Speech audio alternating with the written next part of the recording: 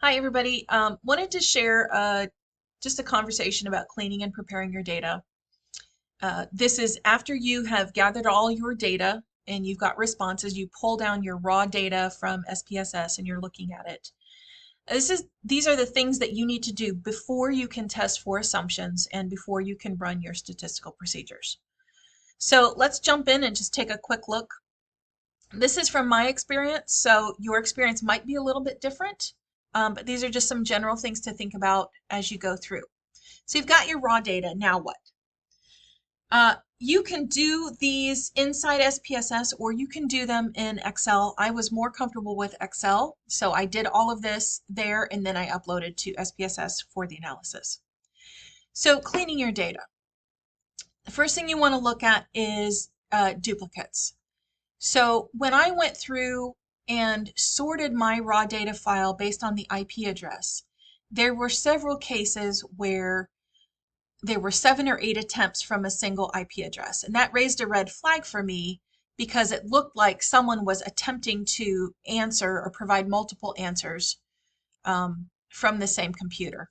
It could be because I was offering an incentive and they were trying to, raise their opportunity for being randomly selected. But for me, any of those duplicates, I decided to remove.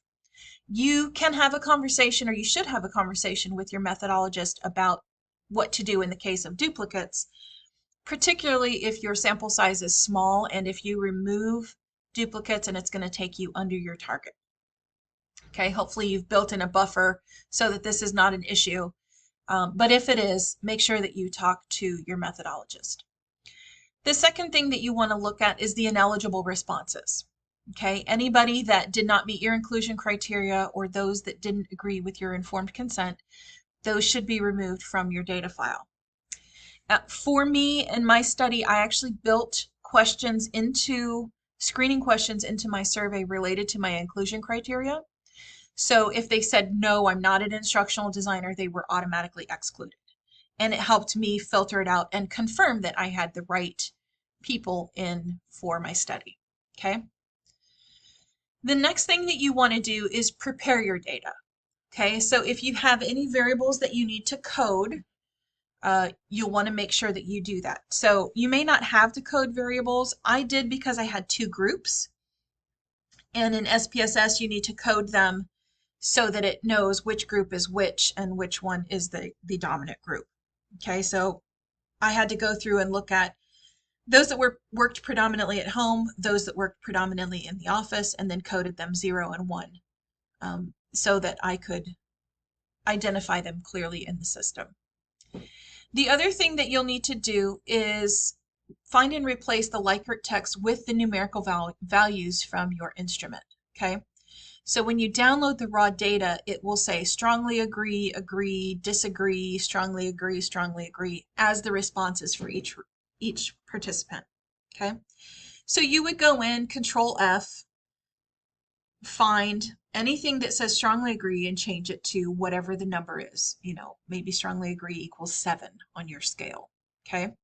And then you just go in and it'll update all of the text with the numbers that you need to calculate your scores.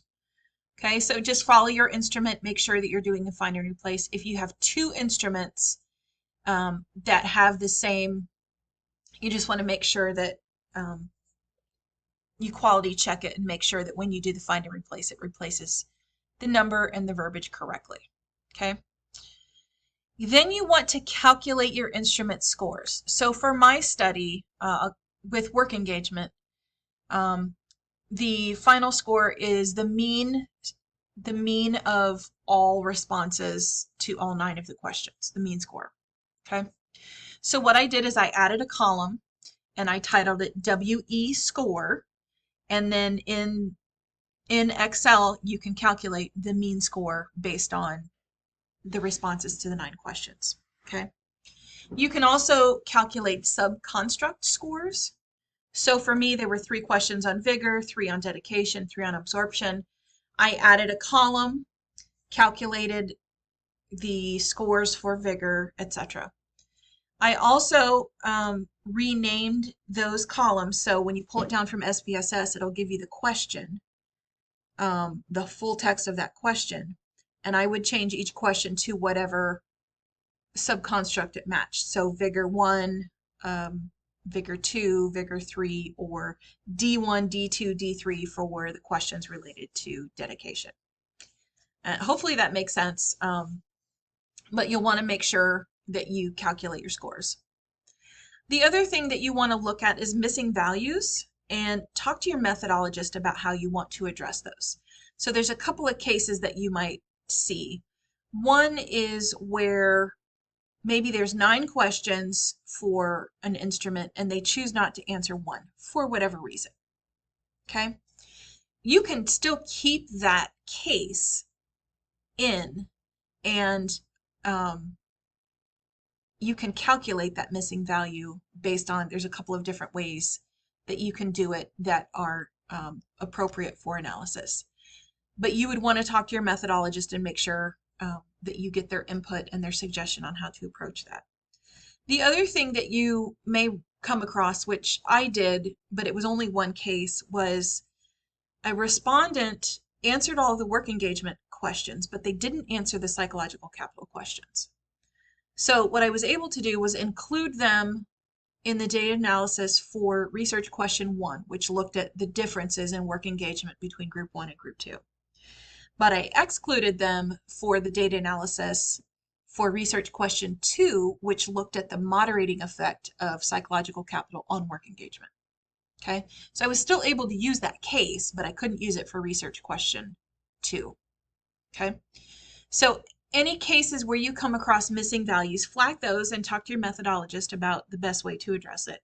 Take some time to research it, look at, what's the recommended way, what's appropriate, what's still valid and reliable for missing values for research. And then potentially you could go to your methodologist and say, here's what I'd like to do, here's my rationale. Do you agree with that approach? Okay. There's a couple of things that I did as my best practices when I was going through my dissertation. These are just some suggestions. Your experience is going to be different. Your committee is going to be different, but these are just some things that I did that I feel saved me some frustration. So write down sample numbers as you go along. How many total responses did you get? How many duplicates? How many ineligible? And you may want to talk about in chapter 4, what does ineligible mean in your study? And the reason I say this is AQR 4 wanted me to break down the details of the numbers to show how many total responses I had and then how I got down to my 324 or so that I used for the analysis. Okay, so take the time to write those down. If you're journaling your dissertation process, put it right into that notebook or find a good place to keep track of those numbers. The other thing that I did was I saved my data files after each step of cleaning and preparing. So I started with a raw data file, and then I did a save as file 2 or number 2 duplicates removed. And that way, if I made a mistake and I had to go back and do anything, I didn't have to go all the way back to the beginning. And it ended up saving me a lot of time because there were a couple of cases when I got to the testing of assumptions and I realized I messed up and I had to go back and fix something. I didn't have the variables coded right, or I didn't pull up and I didn't look at the outliers correctly, or different things that you'll come across where you may have to go back.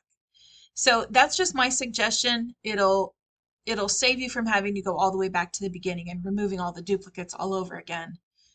You may just be able to go back to, file 4 or 5 and work from there. Okay, so these are just some things to think about as you're going through and preparing and cleaning your data. And hopefully this is helpful for you in getting to a done dissertation. Have a great day.